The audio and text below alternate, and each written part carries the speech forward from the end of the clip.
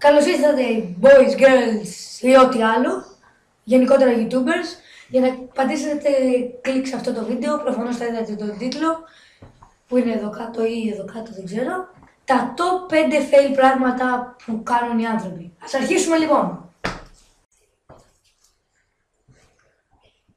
Νούμερο 5, το δείχνουν και οι αγαβούλιακες. Οι σημερινοί άντρακλες, κοιτάξτε ποιοι είναι. Μαμά, σε παρακαλώ, μπορώ να κατέβω σήμερα με τον Δημήτρη, τον Τάκη, τον Μπάκη, τον Σούλη, τον Κίτσο, τον Μίτσο και τον Τρίτσο και τον Πιτσίου. Ναι, αλλά όμως να είσαι πίσω στις 9 ακριβώς για να πιεις και το γάλα σου. Ευχαριστώ μαμά και είσαι καλύτερη. Μουα. Νούμερο 4, το δείχνω και οι αγκαβούλιακες.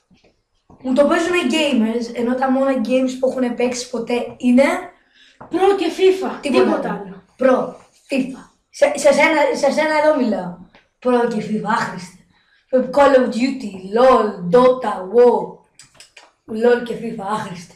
Άχρηστε. Non-gamer, νουμπάκι.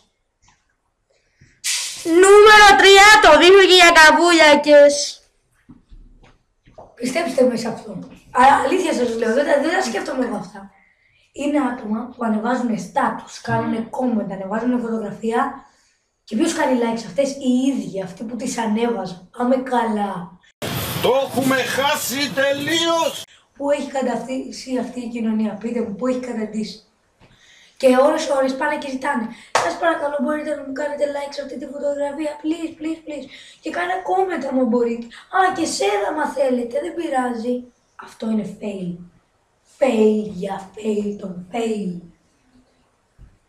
Νούμερο 2, το δείχνουν και οι αγκαβούλιακες. Σήμερα δίνονται σαν γύφτη και δεν μας το παίζουν swag.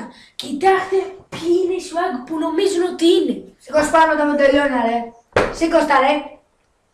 Σε 2 χρόνια από στρατό ρε. Φταίει ρε. Νούμερο 1, το δείχνουν και οι αγκαβούλιακες. Νούμερο 1. Καλά, εντάξει. Πάμε.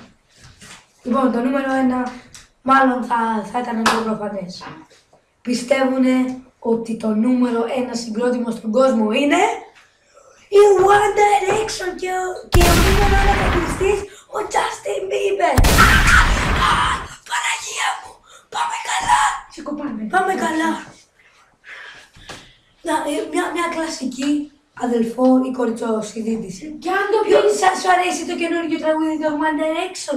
Πεθάνα, σου λέω φίλε Ράδα, πεθάνα. και αν το πεις σε αγόρι, Θα σε βρίσει, ναι, θα σε βρίσει ρε. Θα σου πει γιατί με βρεις, εγώ σε έβρισα. Οι θαυμαστές τους είναι καραπούστιδες, πούστιδες, πολύ πούστιδες, 15χρονα μέχρι 20χρονα.